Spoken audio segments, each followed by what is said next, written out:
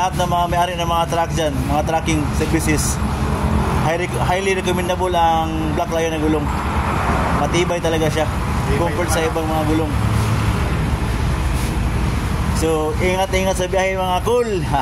Dahan-dahan lang sa pagpatakbo. Importante makarating ng safe sa inyong paroroonan.